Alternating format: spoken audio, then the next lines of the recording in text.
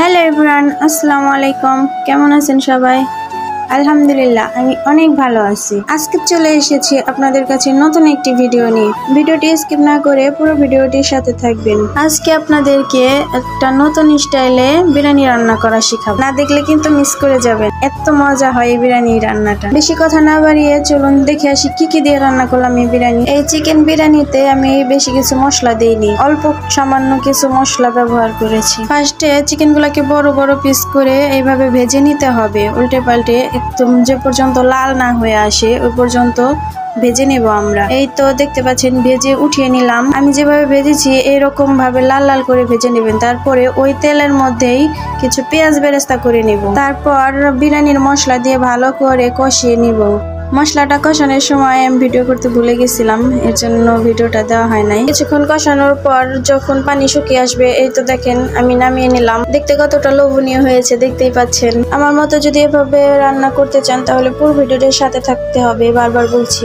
এরপর চাল কষানোর জন্য তেলের মধ্যে আমি তেজপাতা পেঁয়াজ দিয়ে ভালো করে নাড়াচাড়া করে নিচ্ছি। পেঁয়াজ যখন লাল হয়ে আসবে তখন চালগুলো দিয়ে দেবো। অবশ্যই পেঁয়াজটা লাল করতে হবে, তা না হলে কিন্তু বিরিয়ানির কালারটা ঠিক আসবে না। বিরিয়ানির কালারটা যদি ভালো লাল করতে চান তাহলে পেঁয়াজ বেরেস্তাটা অবশ্যই লাল করতে হবে। চালটা ভালো করে কষিয়ে আমি আগে থেকে ফুটিয়ে রাখা গরম পানি দিয়ে দিলাম। তারপর গুঁড়ো দুধ দিয়ে দিলাম। আমি আগেই বলেছি এই বিরিয়ানিতে বেশি কিছু মশলা লাগে না, সামান্য কিছু পরিমাণের মশলা দিলেই এই বিরিয়ানিটা অনেক লোভনীয় হয়। গুঁড়ো দুধটা দেওয়ার পর সামান্য আদা দিয়ে দেবো। তারপর একটু নাড়াচাড়া করে কাঁচামরিচ দিয়ে দেবো, আস্ত কাঁচামরিচ। তারপর বিরিয়ানির মশলাটা ওই পানির মধ্যে দিয়ে একটু নাড়াচাড়া করে নেব। এগুলো দেওয়ার পর তারপর আমি কিছুক্ষণ ঢেকে রাখবো।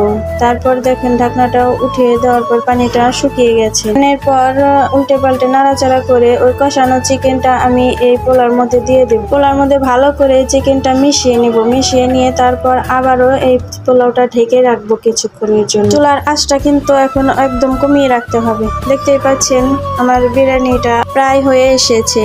এখন এই বিরিয়ানির উপরে আমি পেঁয়াজ বেরেস্তাটা করে রেখেছিলাম সেটা উপর দিয়ে ছিটিয়ে দেব। এরপর কিছুক্ষণ আবার ঢেকে রাখবো। এই তো দেখতে পাচ্ছেন আমার বিরিয়ানিটা একদম হয়ে এসেছে। এত লোভনীয় হয়েছে আর খেতে এত মজা হয়েছিল বলে বোঝাতে পারবো না। যে পর্যন্ত আপনারা খেলে তবেই বুঝতে পারতেন। অবশ্যই আমার এই চিকেন বিরিয়ানিটা বাসায় একবার হলেও ট্রাই করে দেখবেন। দেখে অবশ্যই বুঝতে পারছেন কতটা লোভনীয় আর কতটা মজা হয়েছিল। আমি তো লোভ সামলাতে না পেরে খেতেই বসে গেলাম। কি বলবো ভাই, বললে বলবেন নিজে রান্না করে নিজেই প্রশংসা করছে, কিন্তু তা না, সত্যি অনেক মজা হয়েছিল বলে বোঝাতে পারবো না। একদম চেটে পুটে প্লেট শেষ করে দিলাম আমি, দেখতেই পাচ্ছেন। সবাইকে অসংখ্য ধন্যবাদ আমার পাশে থাকা।